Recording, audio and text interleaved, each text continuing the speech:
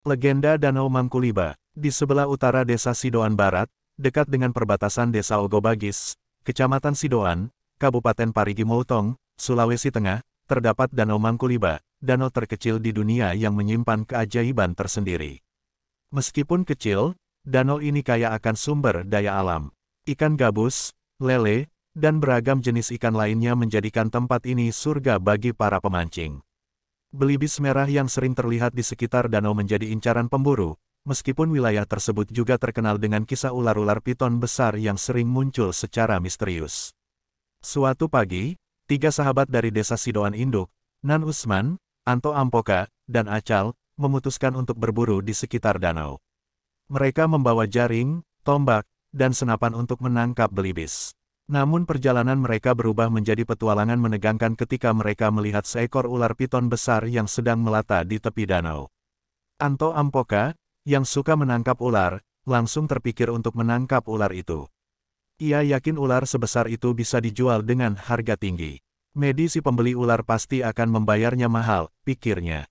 Dalam khayalannya, gagak ini dibelikan apa-apa, bisa dapat 1 galon, kata Ampoka dengan ciri khas bahasa Sidoan. Saya sesuka itu, ujar Acal.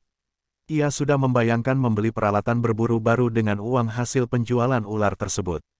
Setelah berdiskusi singkat, mereka memutuskan untuk mencoba menangkap ular tersebut. Dengan hati-hati, mereka mendekati ular itu. Nan dan Acal mengalihkan perhatian ular, sementara Anto menggunakan tali untuk mencoba menjinakkannya. Pertarungan berlangsung sengit. Ular itu melilit salah satu pohon kecil di tepi danau, membuat usaha mereka semakin sulit. Dengan kerjasama dan keberanian, mereka berhasil melumpuhkan ular tersebut. Anto Ampoka, Nan dan Acal segera memikul ular itu ke pundak mereka dengan semangat. Di saat yang sama, Syahrul Malaniu, seorang peneliti yang sudah lama meneliti Danau Mangkuliba, tiba di lokasi. Ia merasa heran melihat ular yang dibawa Anto. Ia mengenali ular tersebut sebagai spesies yang selama ini ia cari. Konon, di dalam perut ular itu terdapat sebuah barang antik yang diyakini berasal dari peninggalan ular albino dan terbesar di danau itu. Sementara itu, Rajib, seorang pemancing handal dari desa Ogobagis, juga berada di danau. Rajib ternyata memiliki tujuan yang sama dengan Syahrul. Ia tidak sekedar memancing ikan, tetapi diam-diam juga mencari ular tersebut. Keduanya pun saling bertemu dan membahas keberadaan ular itu. Saat mereka mengetahui bahwa ular tersebut sudah ditangkap oleh Anto, mereka memutuskan untuk mengejar ke rumah Anto.